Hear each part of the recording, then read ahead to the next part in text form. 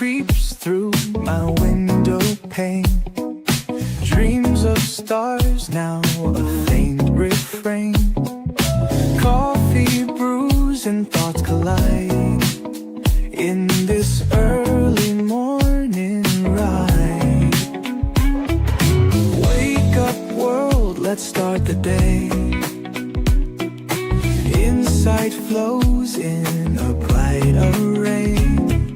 Questions dance like morning dew. In this space, it's me and you. Coffee chats with Melissa. Every cup is a whisper. Conversations open doors. Spilling thoughts forevermore. Ideas bubble crisp and bright. Words take flight in morning light. Consult the heart, make it sing. New perspectives on each wing.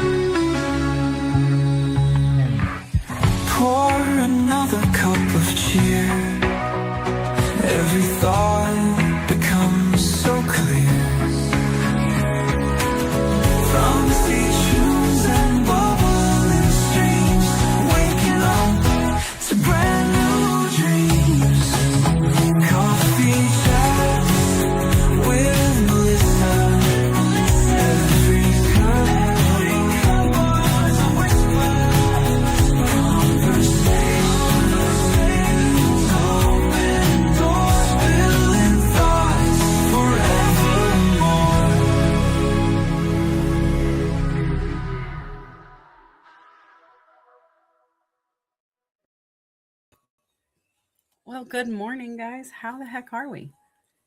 Can you hear me? Can you hear me now? I'm excited to be here. It's been it's been a 2026. I hope you guys are having a good one. I gotta say, it has been a year that came out swinging, not who, but that came out swinging. Um, Good and bad, right? I've seen some amazing, phenomenal things, and I've seen some not so great things happening in my network. And if you don't know what my network is, guys, that is my LinkedIn community. That's where I am streaming from today. I'm also on YouTube and Facebook and ready to help you guys if you need help looking for a job. So right now, you may be wondering who I am if we're not friends. And so let me introduce myself. My name is Melissa Houston.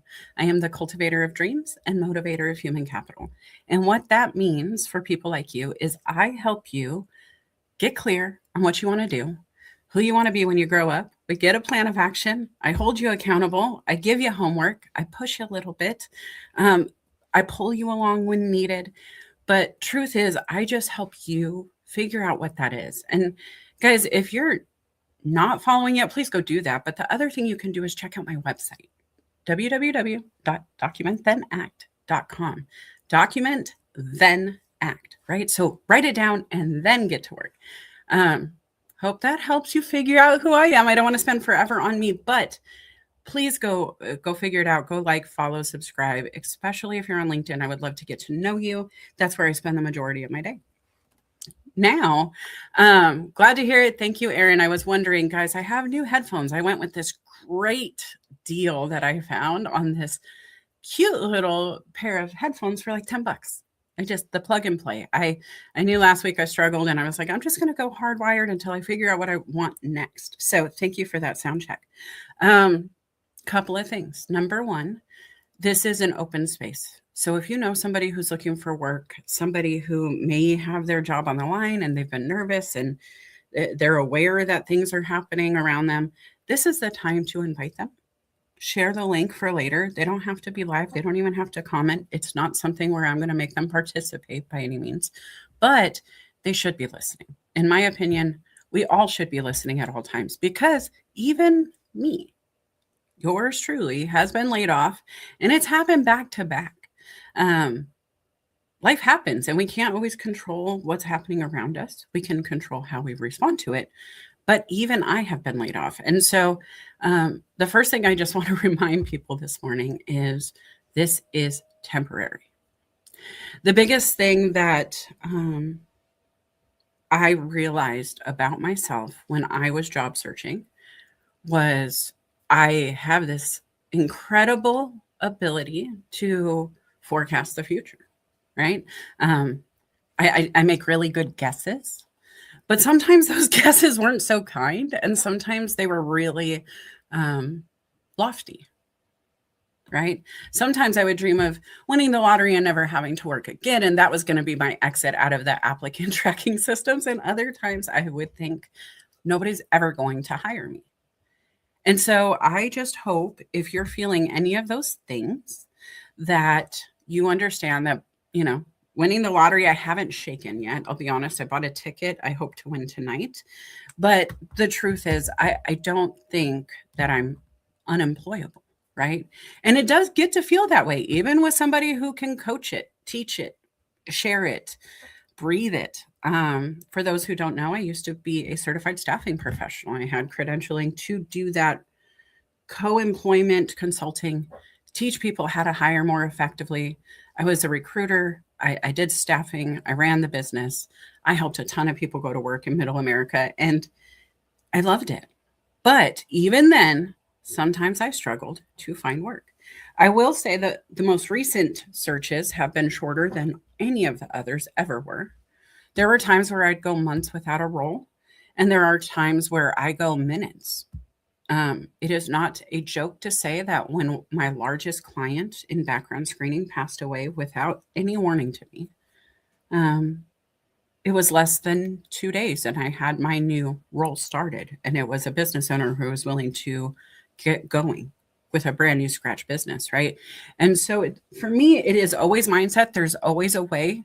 There's not always a will.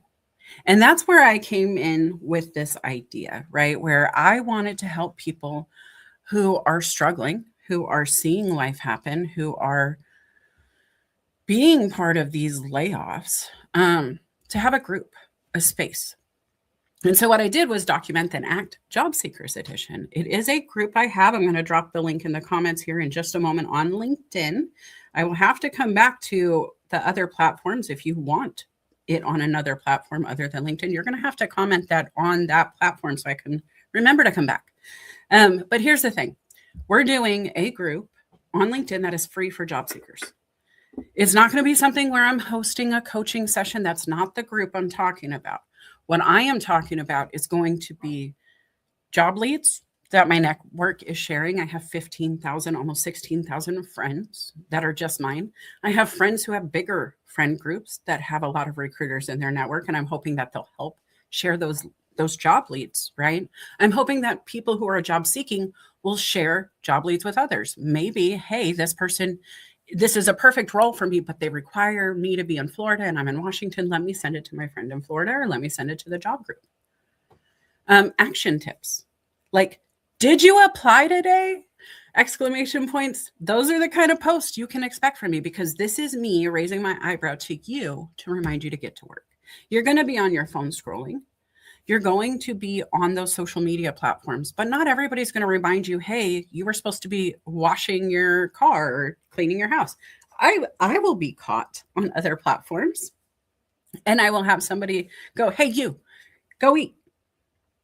Okay, you're right. I'm starving. I didn't even pay attention to that. Thank you so much. Or, hey, you, go put the washer into the dryer. And I'm really stealing that kind of concept in a way. I wanted to be the hey, you on LinkedIn beyond my own profile, which, alternates content and topics and different things all the time. And I wanted to create something we could do where we could hold each other accountable. We could have real conversations. We can share really great things. I am not going to be the sole filler of this group, but I will absolutely make sure we're keeping momentum going. So go find it. I did just drop it in the comments, guys. Go join the group, share the group, whatever it is, right? It's new and developing. It's not built out yet. I'm going to be honest. It's all coming. But this is a place where if you have been struggling to find the momentum to get going, I'm hoping that's it for you. I get up pretty early every day. I'm hoping that I can be the person who's like, hey, remember, this is something you need to be doing. This is something we are doing. You're not doing it alone. And when you see others in that group active, talking about, hey, I put in my 5 applications today. Those call to action posts where we can engage and remind each other we're not alone. And yes, I had to put in 50 applications to get one interview in this market, because some of those industries are really looking like that right now. But there are others that aren't, that overlap 90% with the roles you want. And so that's going to be something else that I want to talk about. Really excited to get that stuff going. All progress counts with Melissa Houston. All of it. And I want to encourage you to start believing like this too, where if you wake up and take a shower, that is progress. You were not showered when you woke up. If you wake up and have food, that's progress. You were not full or satisfied when you woke up. Your body needed fuel. It could be, hey, I just brushed up my resume. Hey, I just revamped the keywords in it. Hey, I just posted it to 2 more, job boards. Whatever that is, all progress counts. Sometimes the progress is just joining the group that may get you moving forward later. You are employable, guys. I just wanted to give this reminder because I'll be honest, when people have reached out to me looking for work, when they start talking about, being on the market for months, being in an area that's still laying off and not really turning around yet, it can really become a feeling of, I'm just not good enough. I'm not worthy. I'm not employable. They're not going to pick me. Right. And that's something you got to let go of. You are absolutely employable. You are absolutely being sought after. You are absolutely what that one person needs in their job right now to make the wheels spin. They may not know it. And you know that you're employable, and you know that there's a job out there for you. But how do you get found? How do you let them know you are employable? I can promise you, if you've been to a show before, you've heard this analogy, but it's not the Kool-Aid man scenario. Give me a heck yes if you're an 80s kid or earlier even. If you know who the Kool-Aid man is and watched him on your television. He is not going to come through the door, the wall, the whatever, and say, oh yeah, here's your job. Neither is the employer. You can go find work. And so I'm going to give you guys a scenario this week that I did. I have been going through some personal stuff. If you've been following along, I'm separated from my husband after 18 years. The house being split, some communication hurdles we have. It's been different for me. And so I have extra time, because if you're not using your time as a wife, all of a sudden, after all that time, you actually find how much time you were spending as a wife. And so I did some assessment analysis of my time, realized I was bored for a few extra hours a week, and a bored Melissa wants to put that to work. So I spend an extra hour a week in self-care, making sure I'm taking the bubble bath, the whatever. But I am also spending time doing outbound. And I had seen a company that was struggling with marketing. They were local, they were fantastic. They're one of my favorite places to go to. And I just said yes to myself and got moving. And I saw an ad for a role paying way less than I would ever charge. And I was like, if it's a few hours a week, get my foot in the door, let me just get them set up for success and leave. But, new friends, whatever. And so I started to communicate with this business owner. And we kept missing each other through the holidays. And finally, I just got fed up with missing each other. And I walked into the building. Like I sent it on Indeed where we were communicating. And I said, hey, I'm on my way. And I didn't hear a response to okay me to come at all. I just showed up and I asked for the owner by name. And the person working there was like, oh, yeah, one moment. Right. A little bold, if I'm being honest, but if you're in sales, it's not bold, it's Monday. That's just how it works. And so for me, this is something I've done my whole life. I have been a salesperson. I started door-to-door sales. I was selling newspapers. I'm not scared to knock on a door and say, hey, this is my product. But I am capable of just asking, right? And that's the thing. And I know you are too. And I was looking for my picture here, but show up anyway. Even if they say no, you showing up is action and all progress counts. We talked about that. So when I showed up, even if he was busy that day, even if he's like, hey, we can't meet, he has a face to a name. He sees intention. He sees action. He sees willingness and eagerness and fun and passion, maybe. What did that do? It made him free up time. In that moment, I had to wait maybe 15 minutes or so. I'm going to take a sip of water. Hold on. Thank you. After about 15 minutes, he came out and he's like, hey, so what job is it you're looking for? He had no idea what I was doing. He hadn't even seen his message, right? And I explained to him why I was there. And I told him I'm here for a marketing role, but I would actually really like to just consult you. And all of a sudden, I watched the dynamic shift. And he's like, oh, okay. And I said, can I speak freely? And Felipe, freely around me. I'm very blunt. I can get it in and I can tell him how I feel. And so I asked permission because I don't really know this gentleman. And I just gave him some quick insights to what I saw. Things as simple as the blinds aren't all level and it bothers me. And if you're not paying attention to that detail in your window in the front display, what's happening in the back room?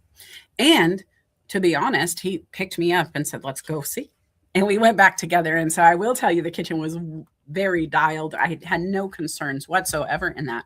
But being able to share my perspective freely, I did come in like the Kool-Aid man for him. And so something I want you to write down really quick. Nobody's coming for you, but you could show up for them. Because those who are waiting for the savior, those who are waiting for the solution, those who are waiting for prayers to be answered, but they're not on a hunt for the results, end up in trouble sometimes, right? I saw it during COVID. I saw it with businesses who were like, we're not going to talk about what we need. We're not going to push. We're not going to tell everybody because we don't want to look bad. But then they were out of business in no time because they didn't have the ability to show up for themselves the way they needed it in that time. Now, this, oh gosh, sorry guys, this popped up here. It does work for me. And with permission, it works even better, right? And so asking permission, but not from yourself. Give yourself permission right now, and show up for yourself anyway. Because the truth is, if I had not shown up, I would not have a new client with him. If I had not shown up, he would not have somebody telling him what I told him.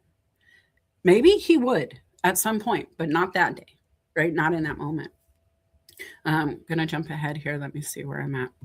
So action creates clarity. This is another one I love right now in my life because that's the story, right? When I came in and acted on what we both were intending, for us to communicate. We had an open conversation started on a platform.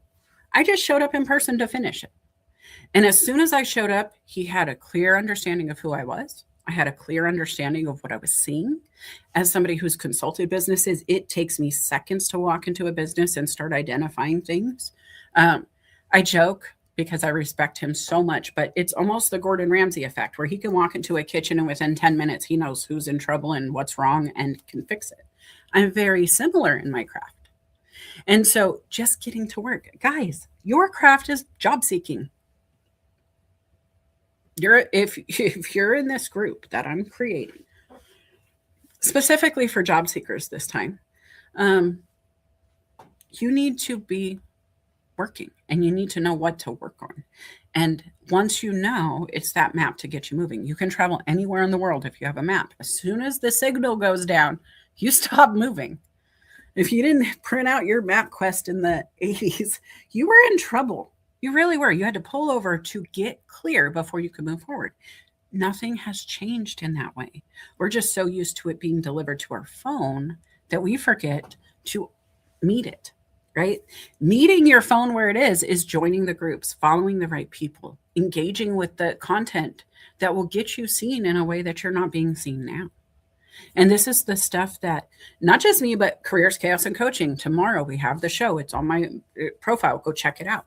We cover these topics weekly, and you can go back and see the playlist on YouTube. Felipe's in the comment section. You can go find him and go follow because we do this for you bi-weekly with him. I'm showing up weekly unless life takes me away for a moment, but I always come back to Saturdays, and I'm always here to help because action creates clarity. If I get clear, I can take action to help you get clear. And it's a cycle that keeps going. And that's why community matters. Having different groups that you're part of matters. Having different friends all over the globe. There might be a company in Florida that's hiring me right now.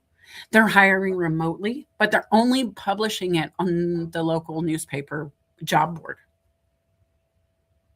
It happens all the time. As a matter of fact, one of my previous employers started his own job board in the middle of the country because nobody was picking up the jobs in the small area we serviced. So he just created one so more people could be found locally, get through the muck, right? And so the more things, the more circles, the more overlaps you have with opportunity, the easier it is to move.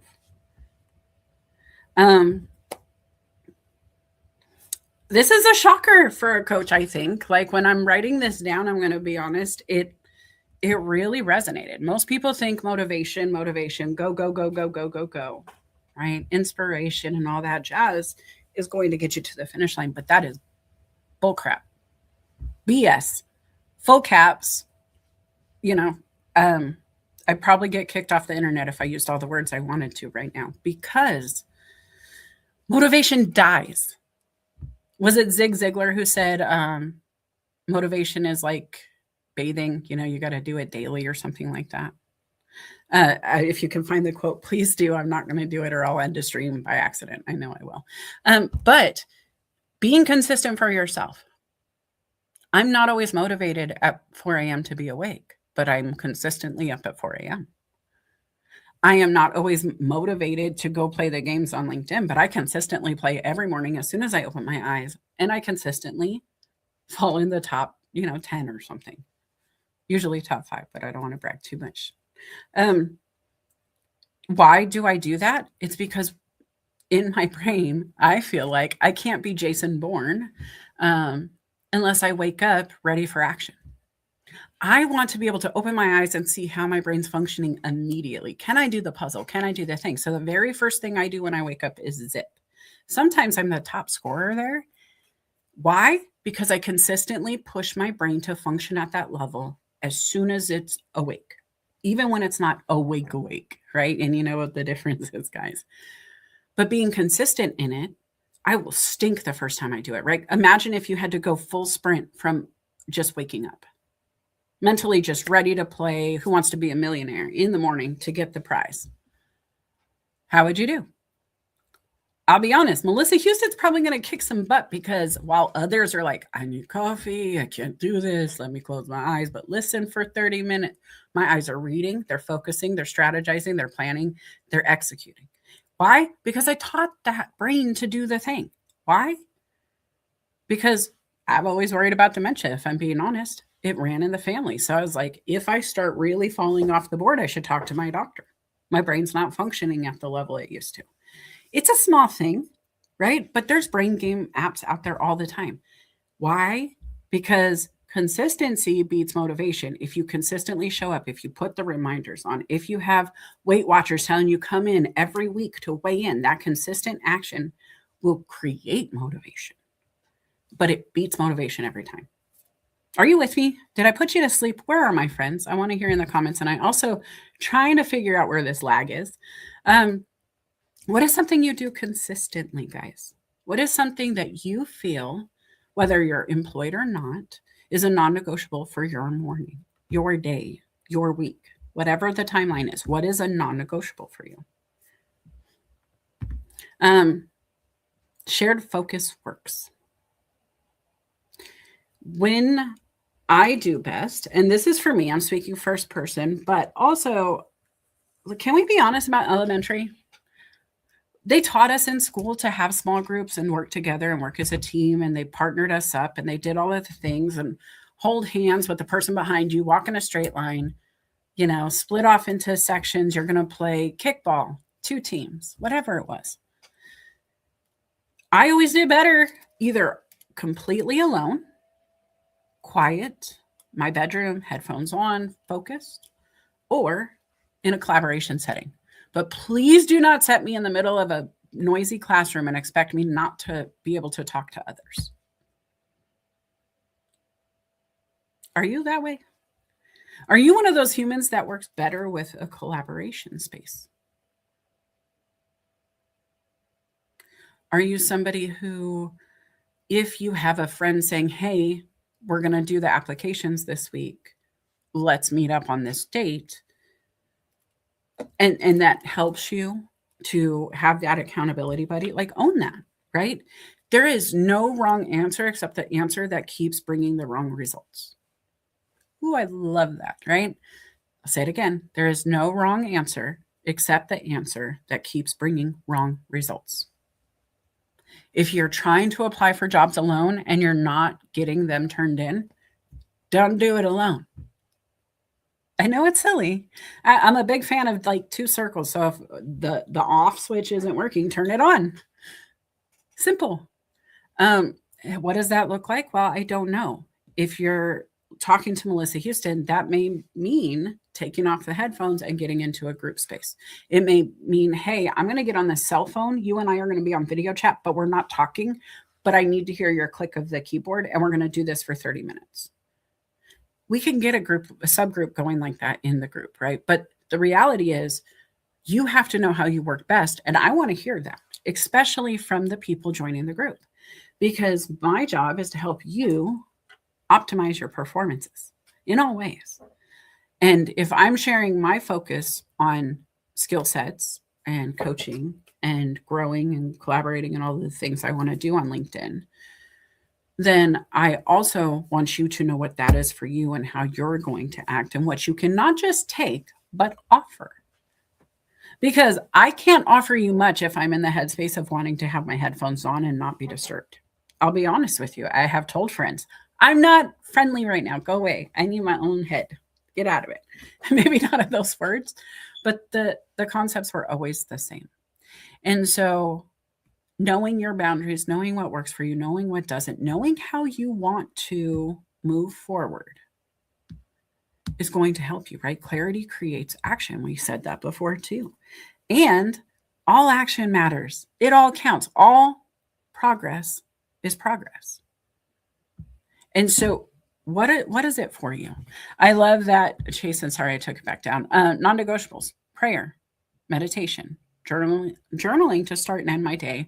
Friday night is date night and it's sacred to shut out the rest of the world. I love this, Chase, and I just want to squish your face and high five your wife. So prayer is a big thing for me. I always thank God for my day too. I love it. I try to do it before Zip. It doesn't always happen, but it is in tandem. I am thanking him for my day.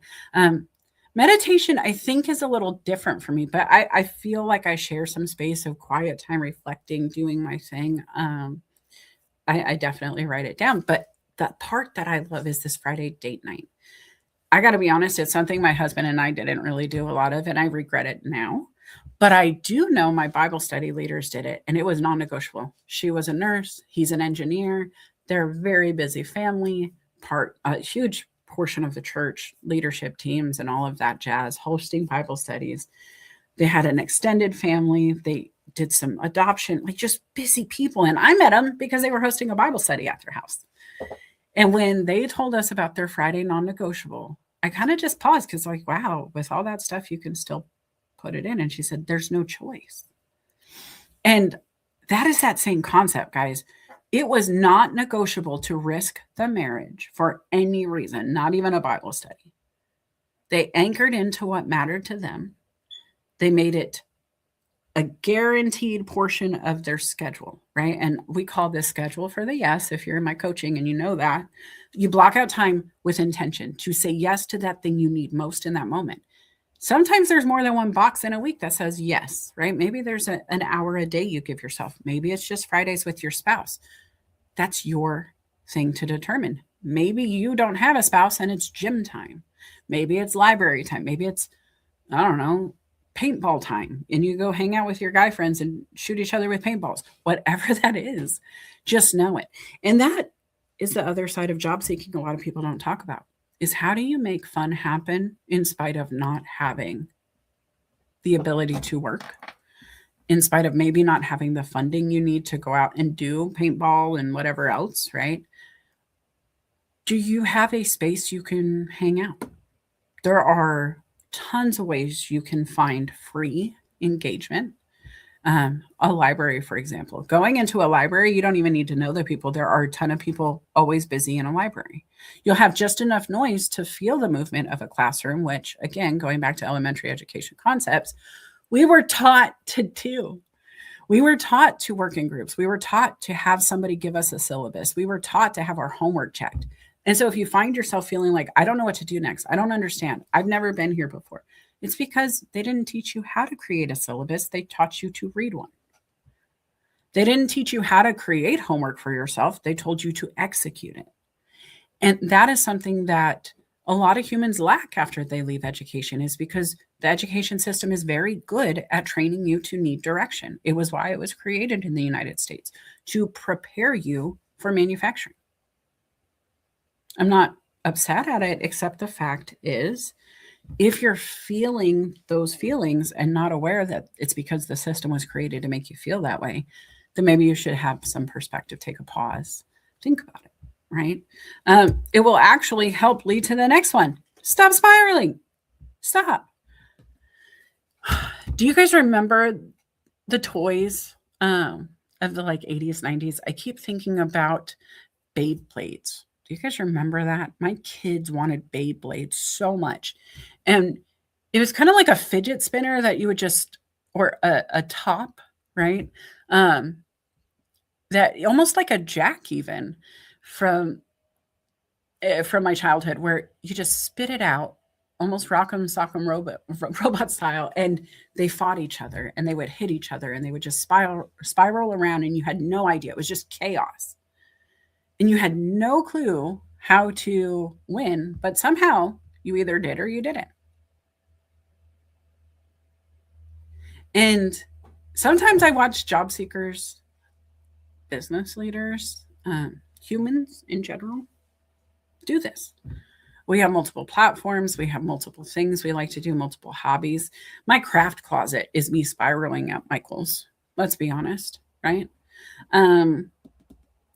But if we know what makes us spiral, maybe we don't pop in there so much. I don't go into a craft or hobby store without an accountability partner or a very defined list, and I'm not allowed to leave it.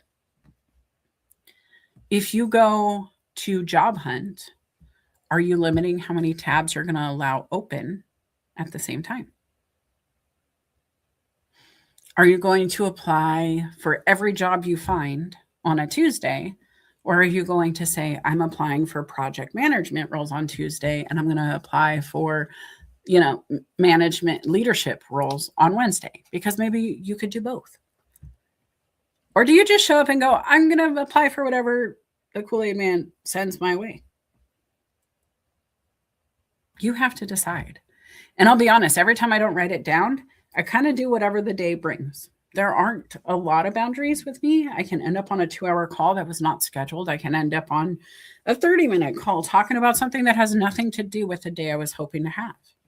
Now, that doesn't mean I should say no to conversations that pop up, because, man, who knows what it's going to lead to? Like somebody walking into your business saying, I want to be your consultant, hire me. And by the time I left their building, I was employed. I now have a really good friendship with this person. I'm going to be marketing for this business. I love this business. I get to eat free food at this business as a benefit. But my entire purpose for showing up was I was bored. I knew somebody needed my help. I liked what they were doing. I knew I could market the product. And so I said so. I knew what to say when I came in the building. Now, what shifted while I was on site in the scene, ready to say the thing I meant to say when I showed up, I got new data. I found new things to talk about. If you're sitting in a restaurant that you want to be employed, maybe you're applying for a job or just stopping in to see, and the hostess is incredibly rude as soon as you walk in, what would you do? You're about to try to work here, but the person who you said hello to first in the building didn't know that.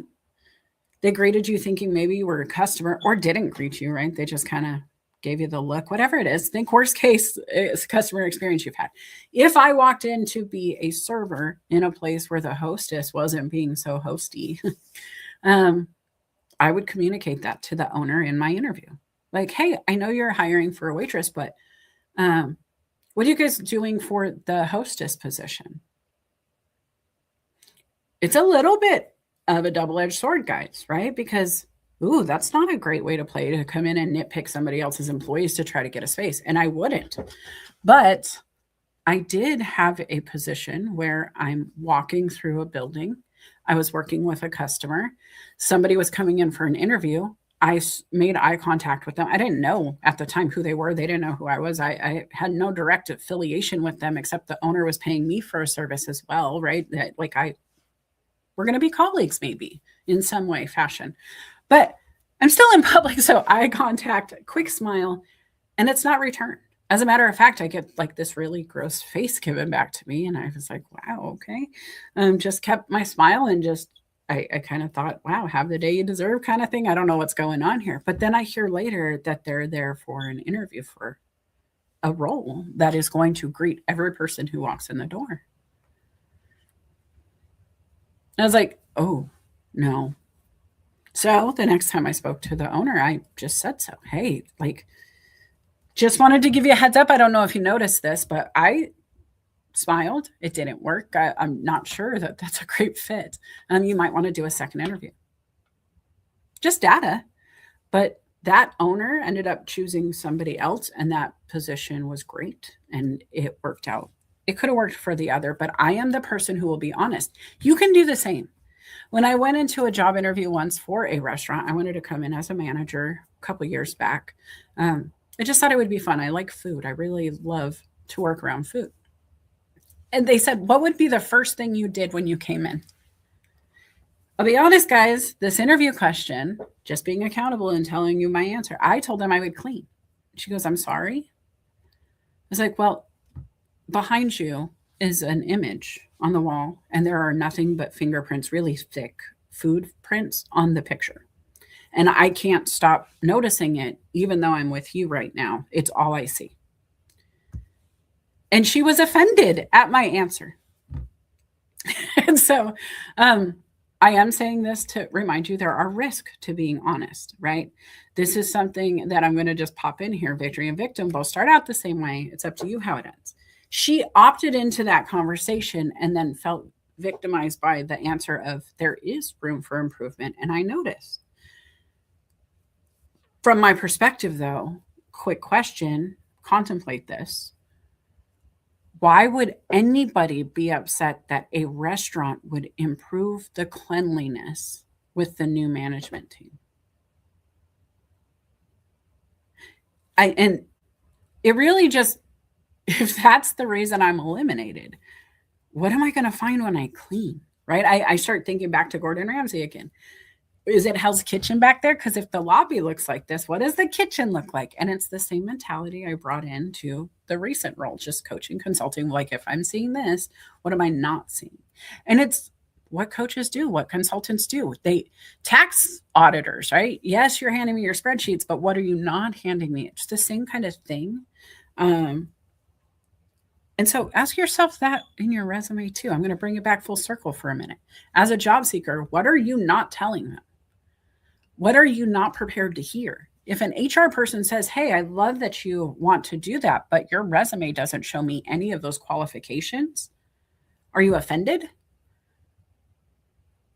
Are you know what? Thank you so much for that feedback. I'm going to have to change that if you guys don't hire me, because I don't want that misunderstanding going forward. I just committed to, I am not perfect. Thank them for the insight because they are professional giving me feedback. They were honest enough to feel like I was worth investing their time and energy to give me feedback. And if I apply it, great. And if I don't, I don't. But in that moment, I was able to reiterate, I still want to work here. And if for some reason you choose not to hire me because I did make this mistake, I will fix it before I apply again. Accountability and action, right? And so just understanding how to take that sometimes is what could come up in the group. Having that conversation in the interview, we might have some of those really good answers, questions, some of those things that we could converse about, because that's really where it falters for a lot of people. You get in the door with your application, you get the interview, but then something goes wrong. And it's hard to get to the finish line and not win, right? Not to get that, to have your hopes go up and then have them come down. And so what can I do for you? I can't guarantee they're going to say yes. I can't make them hire you, but I can make sure you are prepared for anything they may throw your way. And that's really what I want to remind people, right? We're going to show up anyway. We're going to make sure that when we're doing the work, we're doing it whether we feel good or not, because that's how life moves. None of those HR people are 100% all the time, but they have to show up anyway. The CEOs have to show up anyway. How many single parents out there are trying to show up anyway? Because if they don't, the PTO is gone, whatever. We got to have that same kind of mindset for ourselves in job searching. It does not have to be perfect. It does not mean you're going to be motivated and bubbly and like all of that toxic positivity they say, right? But you can be proud and excited about being consistent for yourself. Am I excited to be up at 4? No.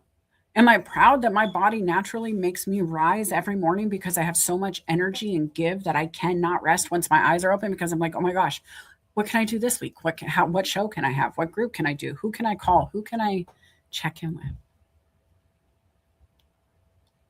This should be the same kind of question list that you're asking as a job seeker.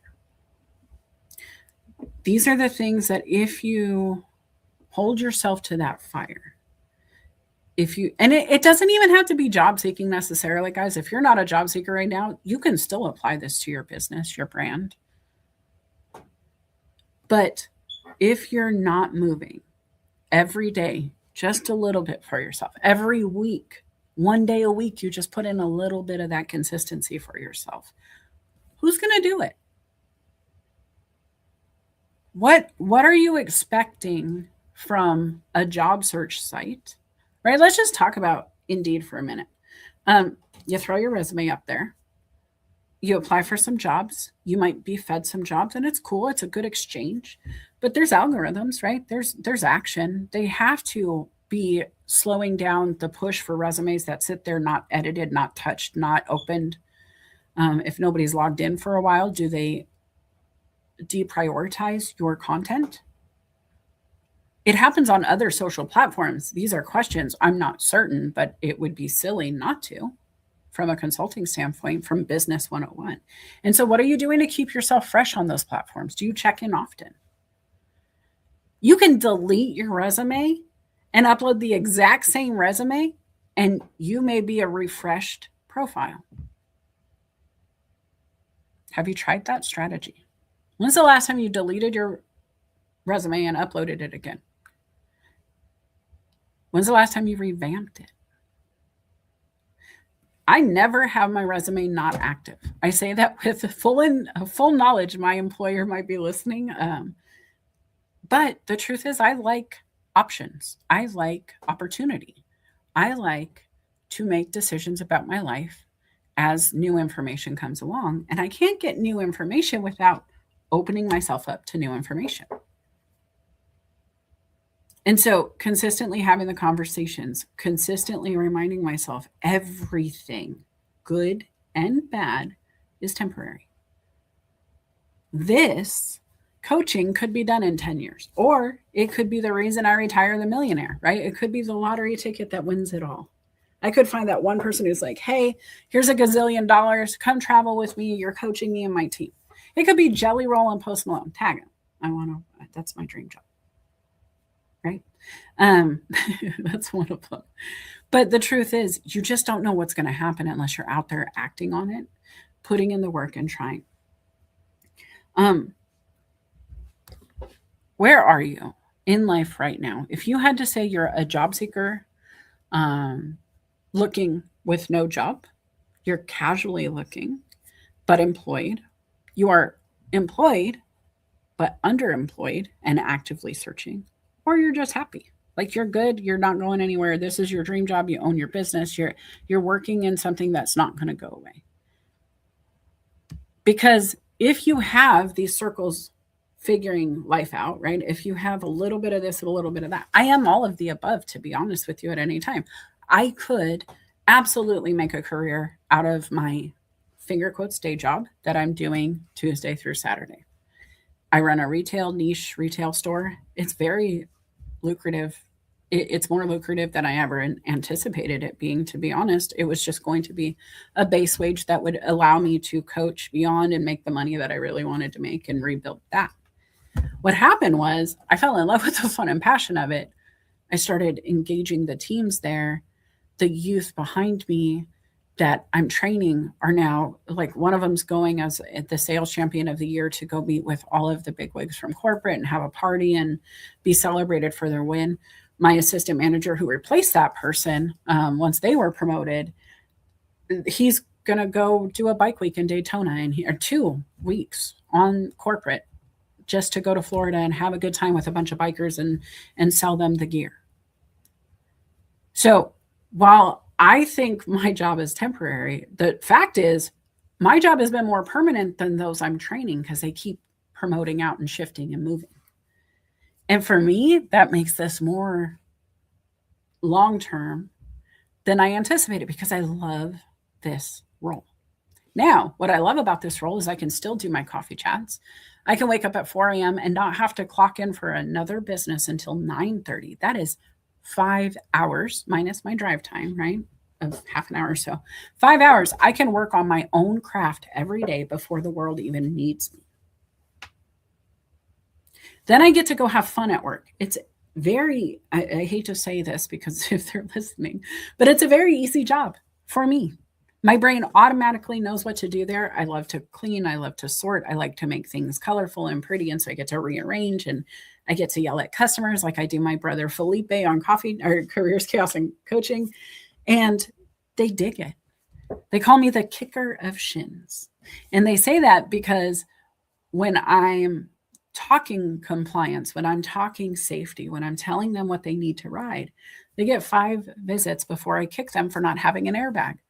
And it's a running joke, but I sell a ton of airbags because they see I'm serious. And then the other side of it is they're safer and they feel cared for. And when you have somebody you're giving money to for a product, when you feel that real care, that real compassion, commitment, I mean, I will text a handful of people if I see bad news in my feed about a motorcyclist.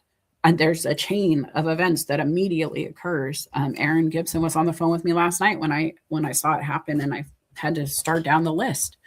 But those people genuinely thank me when I'm checking in.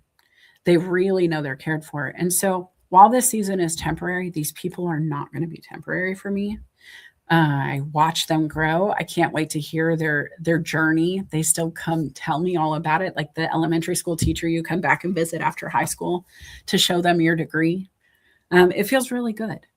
And so think about that for you. I share my story not to make it about me, but this is what Coffee Chats is me living transparently to motivate and inspire and hopefully educate, right? My job at that role was under my pay grade, if I'm being honest. I've run businesses from a much higher level, like top right under the owner. That's been very consistent for me in my roles. To go multiple levels down from that, be in charge of just something, the small little circle in a bunch of circles, 160 of them nationwide, was different. It was an alleviation of chaos that I needed when my mom passed, my client passed. It was a lot, right? Businesses closing, COVID, all of the things happening. And I just said, I'm going to make it easy on myself. And I did.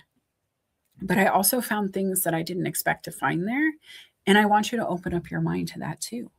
Because even though it may feel below my pay grade, the truth is it's not.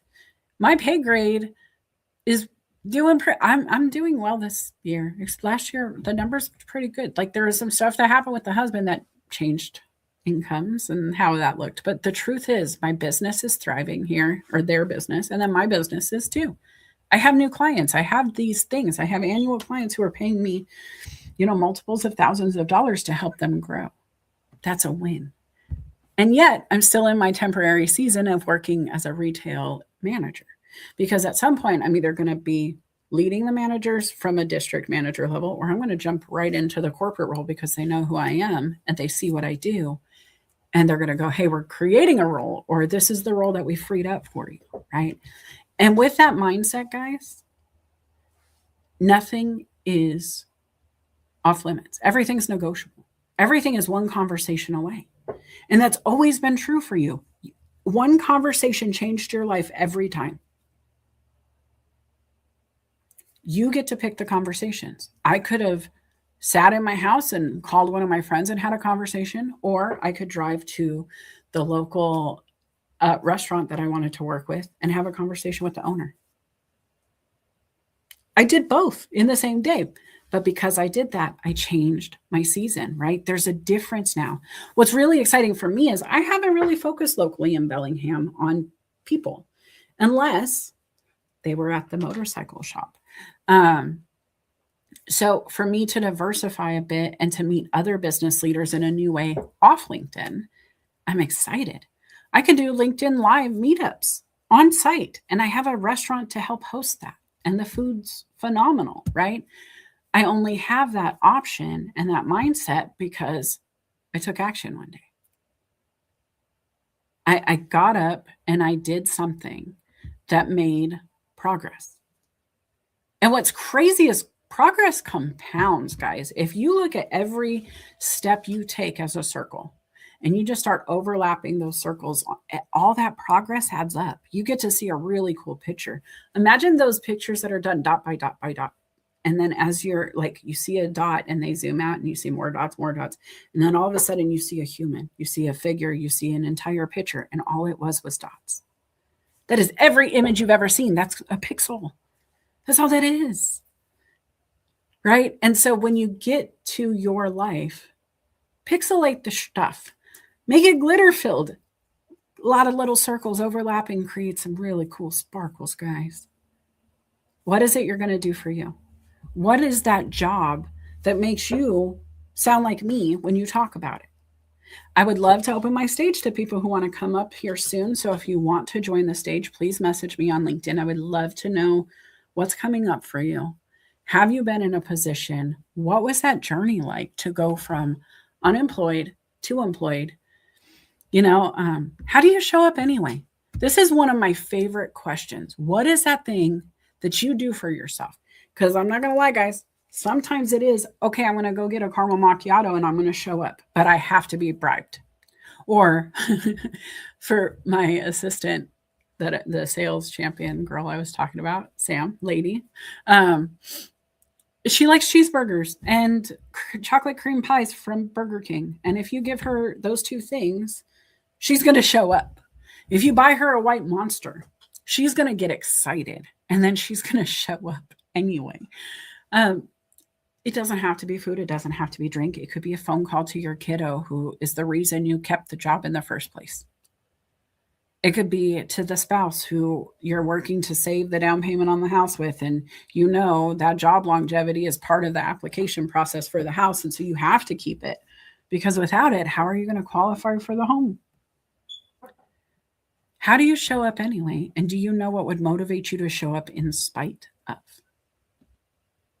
Because that's the hard part for a lot of people. And that's where coaching really can help. I think having the group just remind you to show up can help, right? If you don't have something you can tap into, that could be a resource. Go find it in the comments. If you haven't, I'm going to share it again soon, but this is what you can search for in the search bar to find it today. Oh, look at it. It almost looks like Mickey Mouse. I didn't mean to do that, but the overlapping circles. Hi. Anyway, I'm going to LinkedIn here to see, but guys, some of the things we've talked about, right? You're not behind. That's the other thing I want to say is it feels like you're behind when you're not employed. It feels like you're not able to get the thing done you need to get done. And it feels like you always have this to-do list that never ends. But the truth is, you're in the same spot a lot of people are. And while the bills might be behind, if you're actively worried about the bills, if you're actively acting on getting those worries taken care of, if you're actively moving to alleviate problems, you're not behind. You're on time. You're doing the work. A firefighter, for example, right? The house is burning. We all know it. You lose your job, the house is burning. I don't care who you are, unless you're very wealthy to start, unless you were lucky enough to get a couple, 100,000 put away and you never have to think about it. One medical expense can change your reality, right? And so when you think about it, all you can do is show up for yourself every day. And if you're ready to show up, if you're willing to contemplate the different paths you have, if you're willing to have the conversations that will take you out of this moment, you're not behind, you're already moving forward, right? You're already getting going. And that's a beautiful thing. It is temporary. You will not be unemployed forever. It is impossible for it to always not work. But there is that definition of insanity, right? Doing the same thing over and over, expecting different results. I don't want you doing that. I don't want you to think that you can just tap the same Indeed apply button over and over and get somewhere. That's not how it works at all. And so what are the actions you're going to take that are slightly different every day? Is it a different industry you're applying for? Is it a different zip code? Maybe you drive an extra 5 miles in your search parameters. Who knows? You might be 5 miles outside of the biggest boom in your town because you're not willing to drive 2 extra minutes, 3 extra minutes. Have you opened up that search? Maybe they misposted the job and you have to put 100 miles for them to say, hey, yes, you have to live in Gainesville. Or if you're outside of Florida, you can be remote anywhere. You don't know what the algorithms are doing unless you understand it all. And if you don't understand it all, please test, please change, please edit. Even in those dating apps, give me a thumbs up if you've ever been in a dating app, guys. I have helped a few people go through the dating world. And what I know is they have search parameters, right? You can put, hey, I'm looking for this scope of ages. I'm looking for this kind of person, even height, right? There's all these different things you can say you're looking for. Has kids, don't have kids. The parameters can be edited. It's the same as your job search, right? Maybe you've been saying, hey, I only want jobs that pay 100,000 and more. But what happens if you put 999, and you just make it nines, 1 digit less? They do it with housing. You don't want $1 million home. You want to come in $1 under $1 million. Why? Because that's the scope the app gives you. And as soon as you cross over, you lose the entire first step. Are you changing your parameters? Are you changing your filters? Are you thinking strategically? Because if you miss it by $1, would you be mad at yourself? If you miss it by a mile, would you be mad at your dream job slipping through your fingers? Have you ever been asked these questions by anybody who's ever made you think about job strategy? Be honest. If you have, great. I would love to meet them. They should probably help me post in the group.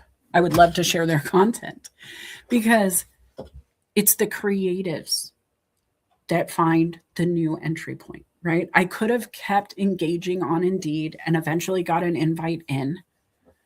But what if his habit for those behaviors is to come in, talk to somebody for 5 minutes, and then maybe call them back? What if me coming in different than everybody else created a 30-minute window where I was walked through the environment and then handed a job? That's the difference. I am a GED and a smile. I want you to pause on that. I know there's a few of my friends who are groaning because I said that out loud. They hate when I say that because they think it sells me short. That because of my knowledge base, just saying GED takes away from it. But the truth is, it empowers me to know that you, and finger quotes you guys, you have businesses out there who will not hire a me without a degree. You can't even apply without checking that, yes, you have a bachelor's degree or an associate's degree. But I have clients who have both of those boxes checked and higher levels checked who have come to me and said, I don't know what to do.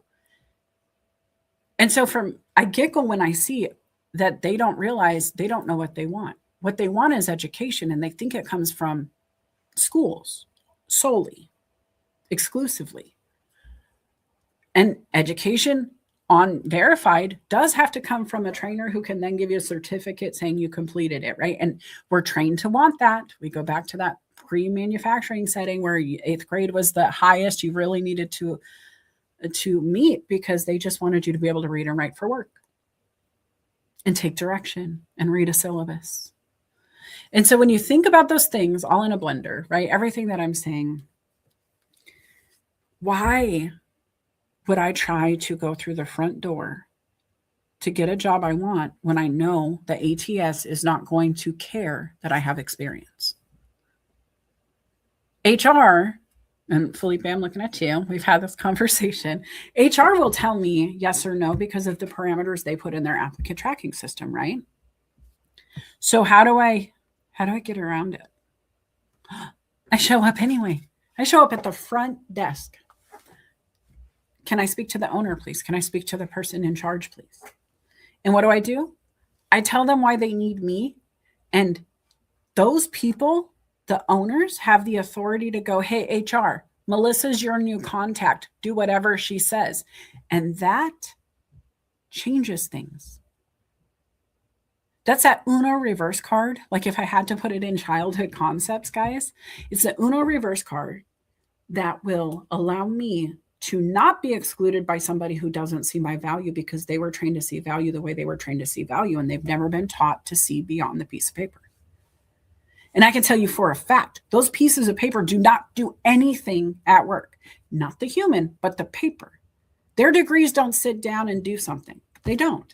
It's the person behind the paper that either acts or doesn't. And I act, guys. You give me a document, I will read it and I'll put it to work. You need a document, I can write it down and create it from scratch because I build syllabuses. So when I can tell these leaders, I have all you need and I don't need you to tell me how to do it because I'm going to tell you how to improve it because I've done this and here's my proof. Not only am I fixing their problem, but I'm alleviating a stress they didn't even realize they had. I say this to say, what could you do for the business next to you? What is that person in your brain, the organization in your brain where you're like, man, they'd be so good if? Have you ever called and said, hey guys, I love your organization. However, It would be so great if, right? Number one, if they're a bad employer or they're not willing to hear feedback, I'll find out right now. I don't want to work for those people who can't take feedback. If they do take feedback, they might be excited, especially if they go, wow, hold on, you just pulled something out of my brain. With this person that I'm working with, their marketing, when I came in and said, hey, I'm here to talk, I want to be your consultant, this is why, this is what I'm thinking for you, I gave all of the things I would tell him. But then I talked about the networking, the business opportunities, how I wish the space had X. And all of a sudden, that's when the invite came to, hey, can I show you something? And I was like, sure. And he walked me into a room that was executing what I had in my brain. He was already there. I read his thoughts without knowing I did. He was working on that thing and needed to market the thing I told him he needed, which he already knew. But you want to talk about confirmation. You want to talk about, oh my gosh, you are the person exactly that I was looking for because that's what I was thinking and you think like me and you don't need me to think that way. So think about yourself in that way, guys. What if you have that vision? You have that skill set. Maybe you can make the best damn coffee somebody's ever tasted in their life. Be a barista. Go open a coffee shop.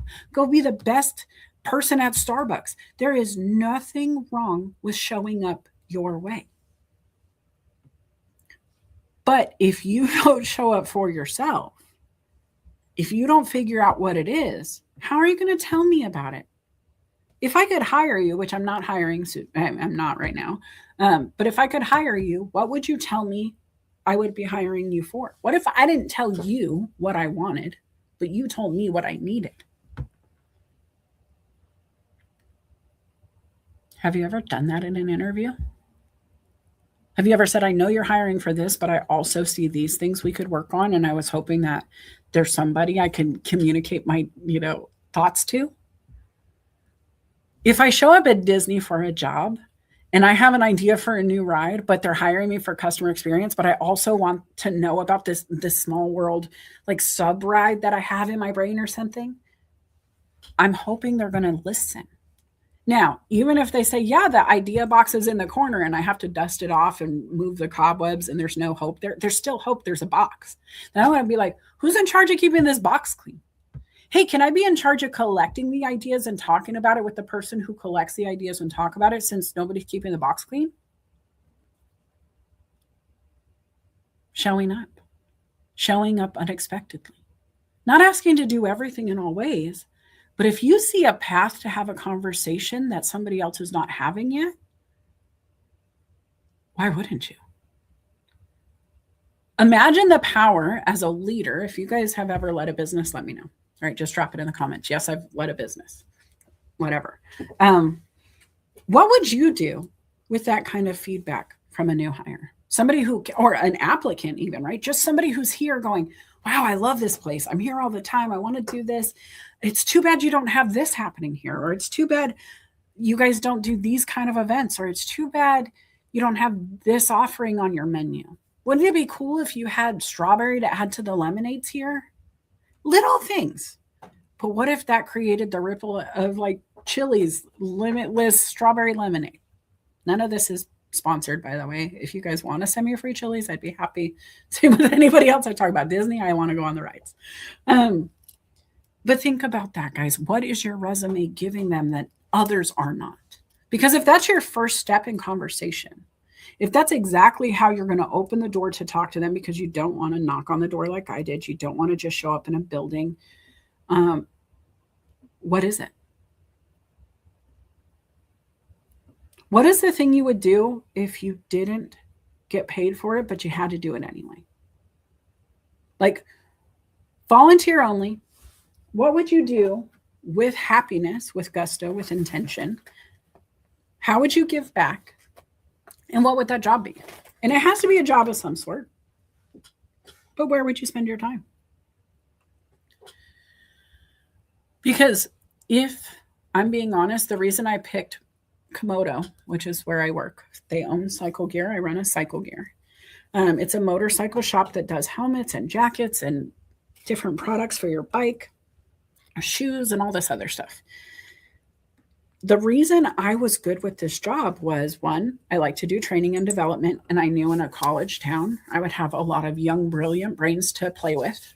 And I mean that with love, and just to mold and Play-Doh style, right? And to plant seeds in those brains, to watch them sprout the concepts of their own after they figure out how to build a syllabus and how to take action without having to be told. Because that's really what I love to teach in retail, is just for them to think like I think and to be proactively thinking like my boss thinks and his boss thinks. Because if we're proactively thinking ahead, we're not shocked when they say, hey, we're going to move this around. We're going to do this. This is a problem. Let's fix it. Because we're probably part of the people going, hey, did you know this is a problem?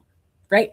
And so when you teach 18, 19-year-olds, that's where they're coming in at, to think like that as problem solvers, solution bringers, proactively preventing the boss from coming in, shaking a finger. You start creating a ripple. And that is a gift that I love. But the other part of this business, beyond the training and the coaching, was the fun and passion of the industry. There is a very unique community that is built around two wheels. There is a brotherhood is what it's called, right? But there's a lot of sisterhood things going on. So this just family of people who show up for each other, who automatically know you're in, like they wave at each other intentionally. You don't wave at other people in other cars. You might, the Jeeps and the Ducks, there's a comparable community. But if you put your helmet behind your bike on the road, any rider knows they are required to pull over, kind of thing. And there's this unspoken rule there. And I love that concept. I love the passion they show about putting new fun, cool things on their bikes and their new cool helmet tools and their new cool rides they went on and the new cool places they've taken pictures of their bike. I love the same thing about the people who snow ski on Mount Baker, where I live, and ride in kayaks on the rivers and the lakes and the oceans out here. And I don't want to do any of that stuff. I just want to watch them do it. And I get paid to. I get paid to help people match their jacket to their boots to their bike. I get paid to make sure that it's going to keep them safe, but then to have as much fun and passion with them as possible, because it is fun and passion. And why shouldn't we have fun when we spend our money? Those things, guys, that conversation of fun and passion is what got me in. Consistently being willing to look for fun and passion and showing them throughout my entire life. It doesn't matter what my passion becomes. I can sell fun and passion in an interview.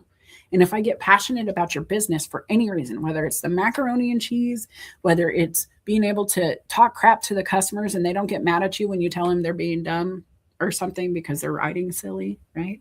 They don't get mad at me when I yell at them. They love it. They come back for it. That's a gift. And that's something to be excited about. Maybe you get to color all day with kids in your job. Maybe you get to serve coffee and it's your favorite thing in the world and then you get free coffee. That's okay. That's a beautiful thing as long as you enjoy it. And then you give your best. Action creates clarity. Don't know what you like? You're listening to me going, yeah, well, that's easy for you. Cool. Well, it is easy for me because you know what I do? I'm like a Costco sampler, right? Like when you walk around Costco, they feed you a bunch of stuff hoping you'll buy. I do that with life. I try as many things as I can, as often as I can. I have a 3 strikes rule with my action and trying new things. The first time I don't like it, okay. Acknowledged. Could have been I wasn't in the mood for it. It could have been the wrong chef. It could have been the wrong day. The temperature wasn't right. It was frozen outside. Why would I want your ice cream? Who knows, right? Second time, again, trying to figure out the overlaps. What didn't I like? Was it consistently the same thing I didn't like? Was it something new this time? Were we in the same place? Did we try a new environment, a new recipe? Was it mom's same recipe from last week and it hasn't changed? The third time, if you don't like something after 3 times, you're probably right. right? If you have changed up as many variables in trying it, you went to a different restaurant, you went to a different human, you went to a different country or a different mindset, whatever, and it didn't work, okay, great. But that's clarity. If you know you don't like it, stop doing it. I mean that, right? And they say, wow, how, right? I don't like to clean my dishes. How am I just going to stop doing them? Well, hire somebody. How bad do you dislike it? If it's so bad that it's a problem for you to get it done, get help.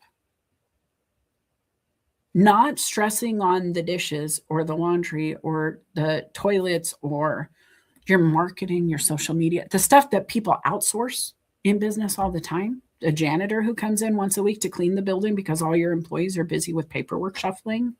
They don't have time to clean. That's legit. In retail, often they will have an outside company come in and do their inventory audits because they don't have the bandwidth to have the team in the store do it without making a ripple within their organization. Or they have them do it and they have to shut down shop and then the employees pay the difference. Sometimes that happens, right? But if there's enough employees complaining, corporate has to listen. The owners have to listen. And so even the action of conferring with leadership and explaining what's not working, that can create it in your house, in your groups, in your mind. If you're having conversations but nothing's changing, you need to get to work. And the only way I know to get to work is to write down what you're thinking, doing, feeling, wanting, and then move.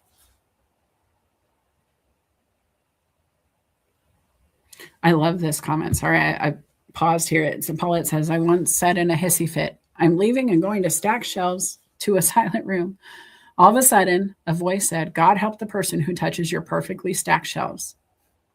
All the labels facing forward, etc. The room burst out laughing, leaving forgotten. They knew me too well. And truthfully, people come into my store, the customers know, they're like, oh, you rotated it again. Because we have a lot of repeat customers, and to keep the store fresh and to keep it looking good and to keep them engaged, I just quarter rotate my shelves. And that way, when you walk in, it looks slightly different. It feels like new product, but it's not. It just out of sight, out of mind. I make it easy to find. You need to make yourself easy to find, guys. Do a quarter rotation each week too. Make it look fresh.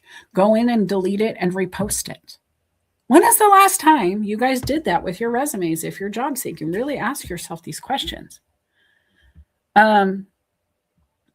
I'm looking here at both comments. If you guys want to join the stage, you have to message me on LinkedIn so I can shoot the link over. It's easiest for me. But did you find the group? I'm going to go over here on the group and see how we're doing here, if anybody has found it. I have one member, guys. Where are you? Where are you? Go share this group for me. I want you guys to tell job seekers about it, because without it, it's not going to do us any good. I'm not going to build something where nobody's going to show up, especially when I know there's so much value there. So I'm going to drop the link again for the group. Hopefully you guys will share, comment, whatever it is about it. And then I also want to just do a quick renewal. If you're new to Coffee Chats with Melissa, this is done each week. I have a different topic every week. I try to find stuff that people need to talk about.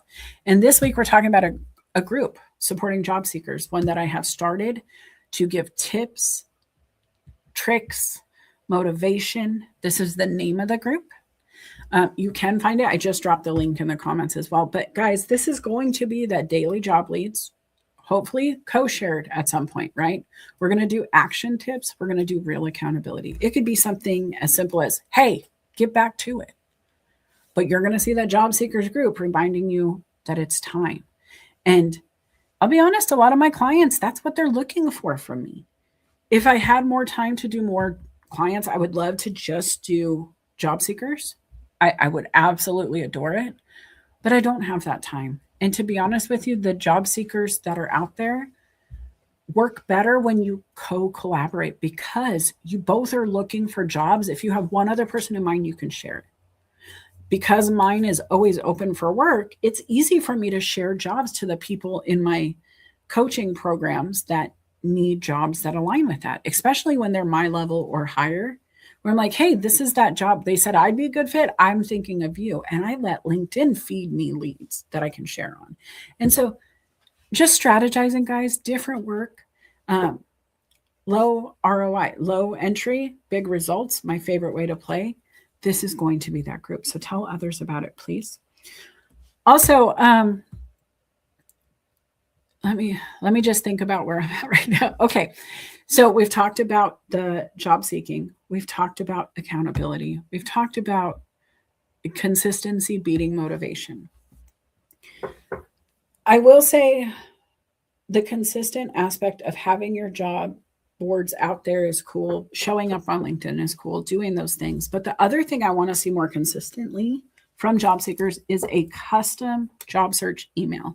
And I wanted to make sure I bring this up before the end of the show because safety, security. Felipe just did a post on his page about a scam, and we had been talking about it on a call we had not too long ago, where a recruiter had said, you need to pay me to get you ready for this job. Like you're a good fit, but you're never going to get through our applicant tracking system. And so you need to do this. And I want you to go read his post. It is on his page. He shared it with me, but I remember telling him, like, no way. What the heck? And I got so mad with him because you don't have to have your resume reviewed by one person to get into a role, unless that person is a recruiting party for the business. If they're charging you to get in front of the business, run away. You should not have to pay to be in front of somebody who's looking for you. It's supposed to be the opposite. They're supposed to pay you to come in. And so don't start the negotiation of you paying for access to a job. If you want to pay for a job, start a business. Pay for marketing. Pay for your brand build out, pay for some direction, pay for the syllabus that gets you moving, pay for ChatGPT so you can ask it to help you create all of the above. Doesn't mean it's going to be perfect. Still, please have those things reviewed, right? ChatGPT is only as good as the information it's given. And if you don't know what to give it, it's hard to get it out. So be careful with it. But action.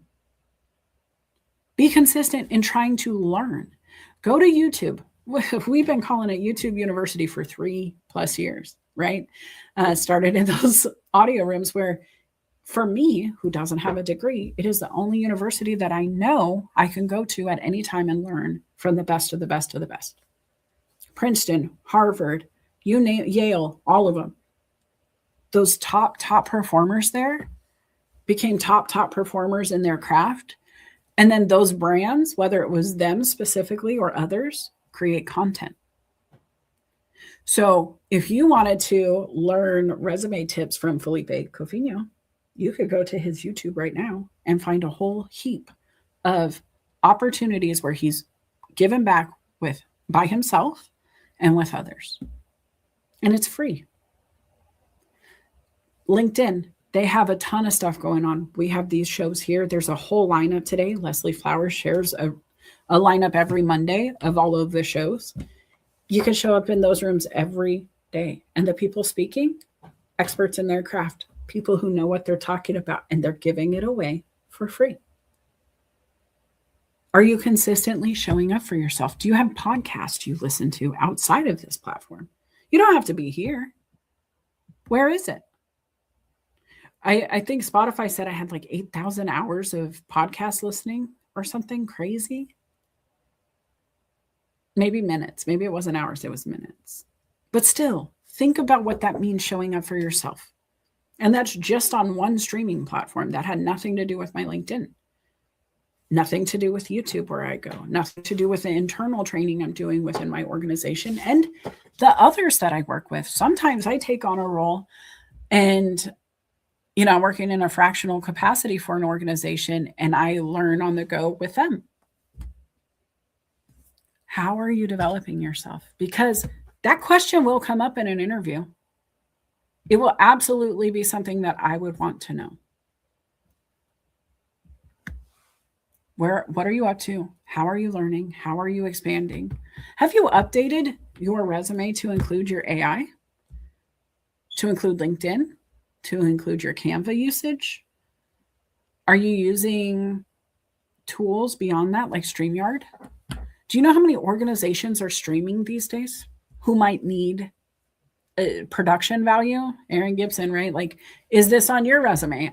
He's not looking. I know he's not looking for work, but does that mean his resume should exclude production? No, not at all. It should be added right now. As you guys are growing, add it to your resume. That way, when it's time to look for work, you're ready. It's something else that has been covered in Careers, Chaos, and Coaching, and that we've repeated individually and together, because any good career coach will tell you, if you're waiting until you need it, you're already too late. It's the same with a grocery list, guys. If you wait till you need the ingredients to get them, you might have half of your food ready and half of it not even in the house yet, and you got to go grocery shopping. That is not going to execute well. It's just not. But if you plan ahead and you know what you need and you keep grabbing it as you're going, and you're like, oh, I used a little bit of this, I probably need a little more of that, you set yourself up for success. I also have to say, guys, some of these comments here that I've been getting, I just really appreciate. Aaron, with this one, I kind of skipped right over it, but he says he can vouch that through Melissa's coaching that he finally discovered his person, as stubborn as he was. And not just his person, but can I tell you that he has some really cool stuff going on at work, and I won't speak to it for him, but I got to celebrate some wins with him over the year that we were coaching and talking. And it's not just one thing, guys. That's the other wonderful thing, is you can work on yourself, your profession, your house, your mindset, whatever it is, but there is a ripple that happens far beyond what you think is going to happen. When I started talking with Aaron, we were talking about growth of business, and we were talking about production, like on both sides. We were like collaborating on ideas for each of us. And it has evolved to something completely different. He just said he found his person, which that's not really like, you don't apply for those the same way necessarily, but he outlined what he needed the same way a job seeker should. And he figured it out and found it. And it's really easy to find milk when you know you're looking for milk. It's really hard to get to that part of the store if you just keep browsing and you're not sure what you want. I do love what, I'm sorry, let me see. Jay says, in the workplace, you should be held accountable for your actions. Learn from those mistakes. Love that too. What mistakes have you made in job seeking, guys? I know what I love about a separate email for job seekers is, one of the mistakes that I was making is I had different emails set up for different platforms. Like LinkedIn, I signed up with one email. Maybe Indeed, I had a different email when I was looking at the time. I didn't even have the same last name. I got married. And so I've changed my name, and having different emails, different last names, it can be really confusing for a recruiter. As somebody who's recruited before, I know. And so just cleaning that up, I went and I found a specific job searching email, one that is monitored. It will not be put into junk. All of those, Indeed and LinkedIn and all of that, even if it goes to junk, I'm still looking at that junk with intention, because I know that's where the jobs come from. And the new contacts are most likely to be marked as junk. And so best way forward is to monitor that email very closely. But if you're like me, you probably have more than one. Drop a number. How many emails do you have? You don't have to give them to me. Please don't drop all your emails. But just how many total can you count that you have personally? My hiccup, my mistake, the accountability I needed to take initially was I was using multiple emails on multiple platforms, and I was not watching all of my emails as successfully as I should have been, especially with the actions I was taking. And so sometimes I'd be upset I'm not getting anywhere, and then I'd go in and I'd start looking through my emails, clean out my junk, and I had interviews offered I never saw. So not only in work, but in life, guys, are there things you've done and you're like, crap, how did I pull that off? How did I do that? How did I get to a point where I did all this work, but I wasn't ready to cultivate it, to bring it, to harvest, right? Learn from my mistake. Make sure you have that separate email, and also set aside time.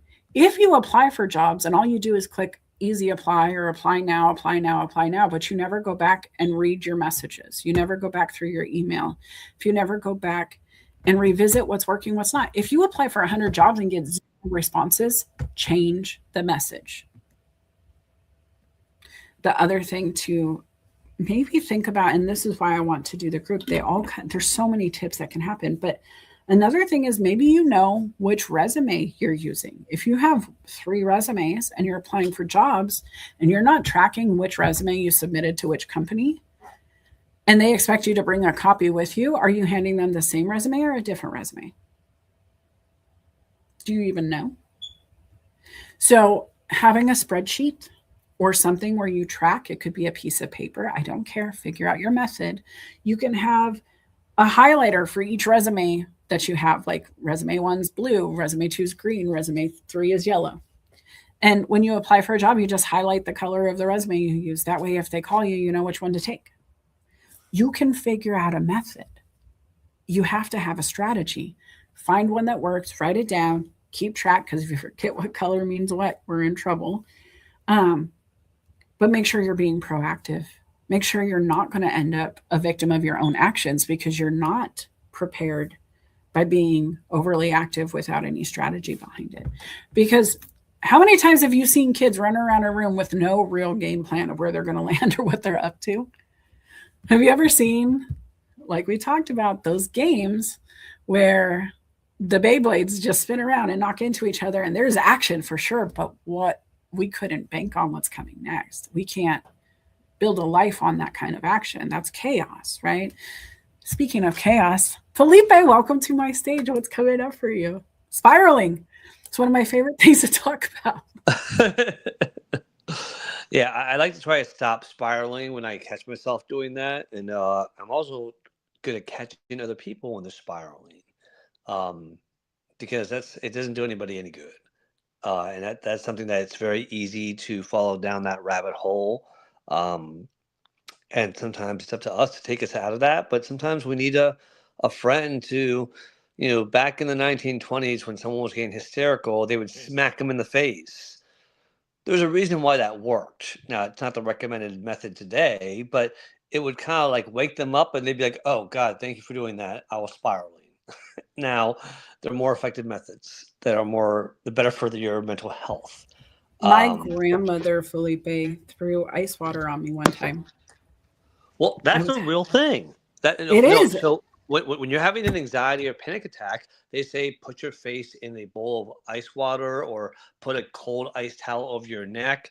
It does help kind of snap you out of it. I was 5 and it worked. But I will be honest. I think the ability to trust somebody to say, hey, come back here. Whatever that come back here looks like, and I don't recommend violence ever.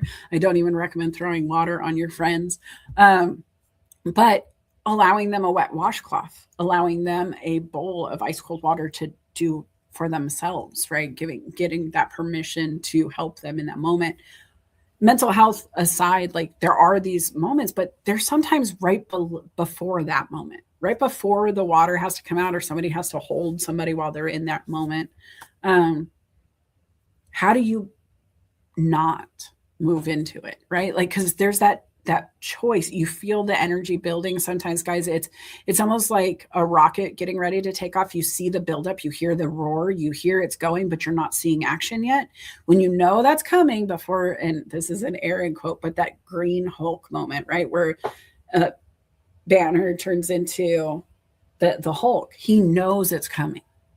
He feels it. And so what is it for you that you do to stop spiraling? Do you call somebody? Do you walk outside? Do you put yourself in timeout? Like, what is that for you? And what does it look like as a job seeker? No, and that's a great question because, for me, I know that I'm at the point in my life where I recognize the signs when I start spiraling. When they first started happening to me, I had no idea what the hell was happening. I'm like, what's wrong with my mind? Why am I feeling this way? Why am I getting all this, energy and feeling panicked but when you can recognize them, you can start being proactive and start doing. Whether for me, what has helped is breathing exercises. That has been a huge help. My faith and praying, that helps too. Getting off my ass and doing something. Going out and going for that walk, taking action and saying, okay, I'm going to stop thinking about this and I'm going to start doing it. And that's the thing is that Nike slogan, just do it, gets me out of that spiral a lot. I mean, a lot. Now, we'll say, and Melissa knows this, I just posted about this wonderful scam that's going out there with the resume I talked about it. writers. Yeah. I told them to go read it, and that how we And talked and how mad I was getting. well, the thing is that what got me mad was I wasted 2 weeks of my job searching thinking that some of these people were real. And that's what really pissed me off, is that I wasted my time because they get you and talking to you. Then they say, well, here's some jobs. Any of these interest you? Well, yeah, that actually looks interesting. Great. Send me your resume. Oh, well, you know what? We need you to do this. I'm like, hold up. But then I got 5 other people doing similar things. And so I think these are recruiters out there working for me, and they weren't. It was 2 weeks of job searching that went down the drain. I did other stuff in between there, but a lot of my energy was spent on these people that made me feel like they were out there working for me. So I could spiral and say, oh my God, I wasted 2 weeks. I'm already behind the 8 ball. What the hell am I going to do? I can't change that. It Aaron sucks. says you have a potty mouth, and he's right for my YouTube. I do have a potty mouth today because I'm a But little pissed off. I'm a little pissed off. I know. Hold on. But this is not a venting zone. That's said in the rules of the job thing. Fair The enough. truth is, no. It is hard, guys. And even Felipe, who's an HR person, had worked for recruiters and knows what to look for, and we teach it. We're human. And that's the thing, is it's getting really sophisticated. And they're using AI against people because there are bots who are meant to do this. There are bots in the comment section, guys. You don't even realize it unless you've been trained to watch for the bots. And you see the same kind of comments across the board. And you're like, why is it always this person? And it's always tied to the hashtag or a group of people. They'll like target a friends group and just work around the group to try to get some movement. And then once Felipe's friends with somebody, I'm usually friend. Like if they ask me, I'm like, oh, they're connected to Felipe. Okay. And it's very easy to get going. You start adding in the background screening stuff that I understand of identity theft and the scary, I'm going to be honest, guys, if you ever want to do this, we could do it live, but it's scary to think about. You can give me a name of somebody, and within 10 minutes, I can tell you grandma's name, the city you live in, grandma's dog's name. I can get into your bank account because Felipe worked for banks. It's always, what's your pet's name? What was the mascot of your high school? What is grandma's maiden name? Your mother's maiden name, whatever. And your first car. All of these questions are asked on Facebook 20 million times a day by those people we're warning you about.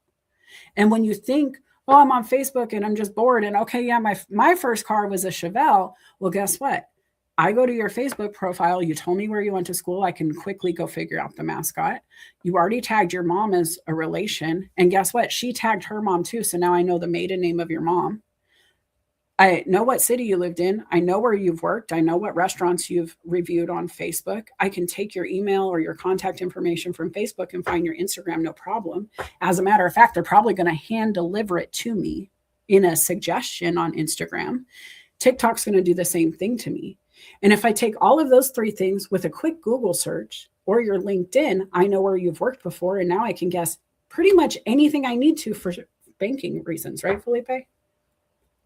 What did I miss? Yeah, it's very, no, I mean, and that's the thing, is that people don't realize how easy their information is accessible out there. That's why you have to keep on upping your game. These scammers, the reason why they can get anybody is because they up their game. They try new things. So instead of, putting down, your best friend's name, put your best friend's nickname. Instead of putting down your first car, make it a little bit unique of what you put down. I called my first car the Brown Bomber. No, nobody needs to know. No, there is no benefit or ROI for you telling the internet about your first vehicle. Unless you're in a special little car club group, why the hell do I need to know what Felipe drove? And to be honest with you guys, can I just be honest? Why do we give everybody access to everything we've ever known about ourselves ever? What have these people on the internet done? And no offense to anybody listening, we're all friends because of sharing here. But truthfully, when you answer those questions about grandma, the maiden name, which high school, somebody's asking right now, what was the grocery store closest to your house growing up? Those little things, why? For what purpose? What conversation benefit is there? What world problem are we solving? And where can I put my energy instead? And so not just like be careful with it, but ask yourself why the hell you're acting that way. Like, what is the benefit of those questions, Felipe? Where does it take us? On Facebook, for example. I mean, today there's no strong benefit. Before there used to be some benefit because it was beating the scammers at the time. Now that solution's a little outdated. And I honestly think maybe you can find friends that way, but I would rather find friends who want to talk about business or podcasting or SEO or resume updates. Things like that. And so really when you start to engage online, guys, ask yourself why. And it goes back to the comments too. You might be in an argument over, which color is better, which flower is better, which side or which kitchen. Like I see all of these things, these engagement posts, and they're fine. And it's cool. I like to share some of the fairy dream houses I see too, because for me, it's a lofty dream, kind of a reminder of where I want to go to. But there's an intention for me to share that kind of post. Not saying you shouldn't do the others, but do you have a reason to put that action out? If you get disappeared tomorrow by a UFO coming and kidnapping you, and all we can judge you on is your social, what have I learned? Because and this is relevant to the conversation because social media background checks are a thing in the world. I hate to admit it, but if you're going to be the face of a company, if you're going to be affiliated with a company, there is always a social media policy in that handbook. And if there isn't, they probably don't live on the internet at all. And they probably like work in a field and don't do internet with their business. And I mean that with all due respect, but I think of like construction companies who don't show up online because word of mouth in town is so good they don't need to advertise. They may not have a social media policy. But Felipe, have you ever worked for a brand that didn't? Oh, no. I mean, look, back in the late 90s, early 2000s, when Facebook was just coming out, I had an employee that I hired at the hotel, and I decided to do some Facebook searching on him, and he had a post of a bong. Now, today, that might not be as big of a deal as it was 20 years ago, but it was a big deal, and I told him, I said, you got to be careful. I said, look, I'll be honest, you're already hired, so I'm not going to rescind the hiring. But if this is something that gets out and you start having a problem with it, you could lose your job. And so, and it's one of those things that those things come back and bite you. And so if you think people are not looking at your socials, you're wrong. Recruiters are looking at that to see what kind of person you are, if you actually practice what you preach. Is there any similarities on your socials, or is one where you rage about topics and go off on tangents that are political and this and that might be something that raises a red flag for them. Well, and I'll be honest, the scariest part, guys, is what I said earlier. If we're connected on social, my phone, if I sync my contacts, and they're going to be business and personal when I have contacts, it's going to auto suggest people on social. So let's say you work for a company, you just log into your own personal Facebook from that work phone, but your boss is in those contacts, it might sync them. And it could be the same with your personal phone. It doesn't matter. But if it syncs and then your boss is getting suggestions of, hey, be friends with Felipe. I'll be honest, Felipe comes up on my Facebook all the time. And I just giggle and I'm like, I don't know that we need to. I don't care if we do, but I don't know. And I just giggle that it's there. I don't Facebook a lot with people who I don't know in real life. And Felipe could have totally come in. He's not, I just used him because he's on the screen. But he does show up from time to time. And I don't know why I don't hit yes. We're here all the time. I can call him, right? But The fact that if he was my boss, if I was his boss, Felipe, did it ever tell you to come find me? Oh yeah, and if I'm the HR person, do you really want the HR person seeing everything? I Correct. never, And so I listen, never, guys, we both saw each other and never even told each other till this moment. We haven't had this conversation. But your boss could be watching you right now and you don't even know it, is my point. and I never Facebook take my could be hand contacts. delivering it. Me either. I hate it when it happens. But I do promote careers, chaos, and coaching on Facebook. And it is smart enough to know, because Melissa shared CCC over there, and CCC is tied to Felipe, the algorithms do what they do, which is what we hope they do in business, right? We want these things to connect. We want the marketing to work. It also could really ruin your experiences if you're not mindful of your bosses seeing it. Those people being able to take the LinkedIn email you use, that's also tied to your Facebook. That's also tied to your 12 other things, including your Tinder and your Hinge and whatever else is out there. They can find it. If you just search for the email, you find a lot about a person, guys. If you do AI background screening, those scrapers look for that data. It's stuff that you can do for $1.99 as long as you're not using it for employment. But there are businesses out there who pay comparable prices for that kind of data to get it with your signature. Once you say, yes, you can look, they can use that data the same way, just from a different resource. And so you just got to be careful, because you never know what they can find. And if you never search for yourself, you should. And you should do it by going to an incognito tab or a private browsing tab and searching for your emails, all of the ones you have, searching for your name, search for your title. If you look for Melissa Houston, you're going to find me, and you're going to find a lady who writes for Forbes about financial success. She's really good with money. Cash confident Melissa Houston. However, if you know my email and put Melissa Houston, that is eliminated and you get a bunch of different things coming in very cleanly. You have to know that about yourself. You need to know what people can find. It's something that I don't know if you're willing to risk your job on the things that are out there, but we have seen people laid off because of things they've posted, let go, fired. The company has charged them for things they've posted online because they said they lost clients over it, and then they sued them for the losses. There is a ripple when you're in business that social doesn't remind you of as you're posting or engaging. And so you have to know your rules. You have to know what you're going to do and what you're not. And if it's working to benefit you, that is the ROI that everybody should always do, no matter what you want to be when you grow up, no matter where you are in life, even if you're successful now. What is the ROI of my action? Because I have seen businesses here locally take a political stance to the point where they took their side and created a blow up. Think like Bounce House, but shaped for their political party's marketing. And it closed within a year. Everybody stopped going because they made their business political, and it had nothing to do with politics. That's fine. That's their choice. Every business should be in their fun and passion if it brings good things back, right? There's no wrong answer unless it brings the wrong results. And that I'm going to stand on that. There is no wrong answer unless it brings the wrong results. If you're hurting people in doing it, it's the wrong result. If you're not getting any benefit from it, it's the wrong result. If somebody else isn't benefiting, it's the wrong result.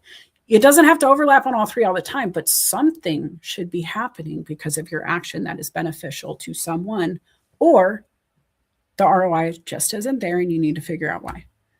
When you start thinking like that in your job search strategy, when you start acting like that, the consistency versus motivation, right?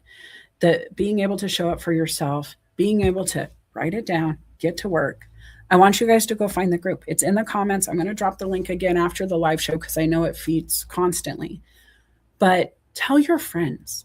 If you see people with a green banner, like just go invite people to group and look for the green banner. That's helpful, guys. They're willing to advertise they're looking. They're in such need that they're marketing it at all times on LinkedIn. That is your only invitation you need to tell them about this group. They're telling you they need your help. And that's where I'm at, right? I went in and I started inviting as many green banners as I could. Felipe, green banners. I want to do a show on this soon. I think we should do it. Maybe the next Careers, Chaos, and Coaching is talking about different ways you can market for job searches beyond the resume, because people hate on this green banner, and that irks me. People say it makes you look needy. We all need a job. If you're not needing a job, great. But if you're telling somebody who needs a job they're needy, congrats. It overlaps. You're right. Why did you have to say that out loud, though? Why do you have to make them feel bad for advertising what they need? If I had a flat tire, I would advertise that on the side of the road. If I'm a broken down biker, I'd put my helmet behind my bike. If I'm a job seeker open to work, I'm putting that in on my banner. I'm putting it in my headline. Cultivator of dreams might disappear and it would say open to work. Very first thing I want you to know about me is I'm looking. Right? And so think about these actions for yourself. Think about which emails you're using, what data is out there. Do you want your employer to know what your first car was? Do you think they're going to judge you? What if they're a Ford guy and you say Chevy? I mean, truthfully, I don't know what the ripple is, but what is the ripple of sharing? You got to know. What is the ripple of writing it down? The actions you're taking. Are you following up? Are you tracking it? I had a client ask me, hey, do you think this job is fake? And so, of course, the first thing I do is, hey, let's figure this out. I'm glad they're asking. And so I had a few questions like, who sent the email? What's the email address it came from? And it matched with what we would have anticipated based on the email body. I said, okay, did you apply for the job? Yep. Okay. I did some research on the company. The email, the company, is there any concern here? And what I found was, no, this is a real business and this is really what they talk about. And it matched 100% with what we expected it to say in the email versus what was online for it to be legit. Quick steps, guys. Take the time. You're not desperate unless you move in desperation. Having your open to work banner is not desperate. It's marketing. And it's very professional, or LinkedIn wouldn't offer it as a professional setting on their professional platform for your professional profile. I will go down fighting this. So turn on the switch if you need the switch turned on. Tell people you're open to work. Post once a week telling people I am looking for a job and these are the roles I'm interested in. I made a Canva image that is comparable to my marketing banner that was like, hey, these are the services I offer. Here's how I can help. Something like this. But instead of it saying this, it said, I'm looking for these roles, right? Instead of it having something like that, it could be something like this where you're just like, hey, business operations, managing director, customer success, open to work. Here are the 3 experiences I want to highlight. Increased value of this, increased revenues here, whatever it was, you could just pop that in. People want flashcards. And Felipe and I have talked about this, but I love calling the profile like your baseball card, your Pokemon card. That's all you get. You get a quick screenshot of what their skill sets are and if you're going to play with them or not. If you're going to throw them down on the table and put them to work and help yourself out. And so create a visual. Create something that gives them that snap that when they do finally look at the resume, when they do finally go searching for you, when they do finally show up, that you are prepared with all of your data and you're showing them you're ready. You're willing to tell people you're ready. You're not scared to scream it out loud, that you are open for work, ready to play. Put me in, coach. Let's go. Felipe, what do you think? We're almost at time. I got to play my song out today, but any final thoughts before we meet up again tomorrow morning?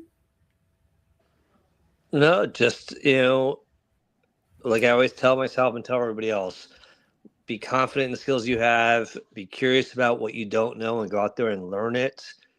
Be grateful for what you have and be compassionate to yourself and be tenacious as hell because you got this. Yes. Listen, guys, remember all progress counts. Small bites finish big meals, right? It takes me a long time to get through Thanksgiving, but I taste it all and I go back as long as I need to make sure I make my journey. Same is true for life. Every single small thing you do will make change. So go find the group. It is called Document Then Act, Job Seekers Edition. I shared it in the comments. I'll share it again.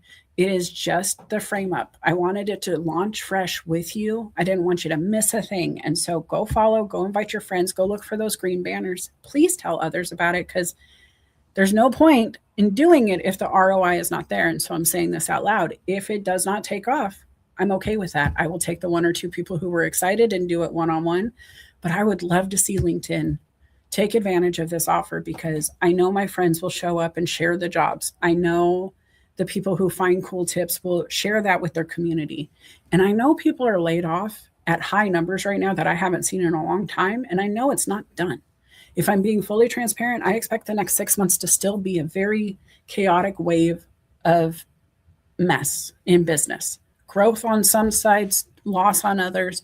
And you got to be ready, because it's rippling from the top of the government's funding down through nonprofits, down through healthcare organizations. I'm seeing elder care services dwindling and people being laid off, even at nursing homes. And so we are not even fully prepared for what's coming yet. And you need to be, and your friends need to be. And so please do not hide this secret. I want help. I want people to share content. It will need to be approved. I don't want a bunch of blast of your, coaching services. That's not what this is. It's not a spam spot, not even for my services. This is quality content for job seekers to have a community. And that's it. Get it done, get to work, get to action. Right? You guys have fun. Felipe, thank you for coming. We're about to play my song out, and then we will see you tomorrow at Careers, Chaos, and Coaching. If you guys need help, please message me or go to documentthenap.com and we can chat.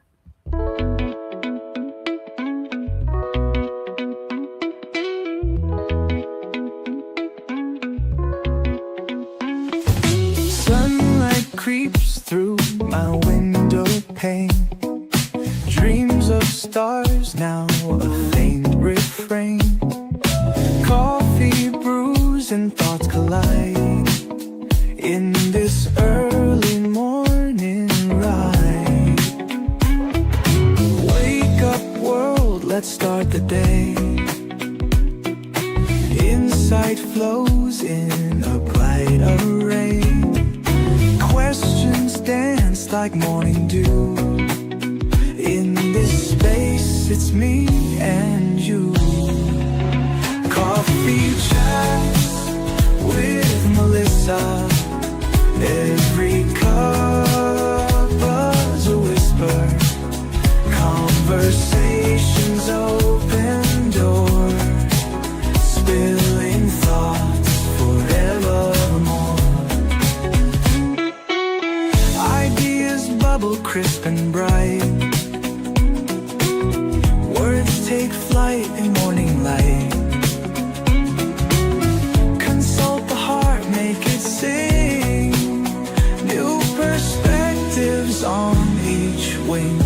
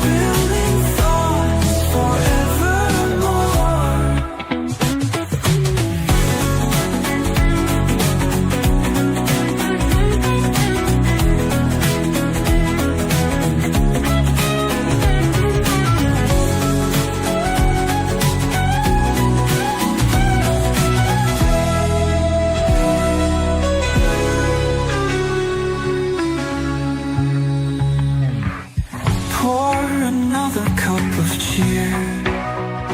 Every thought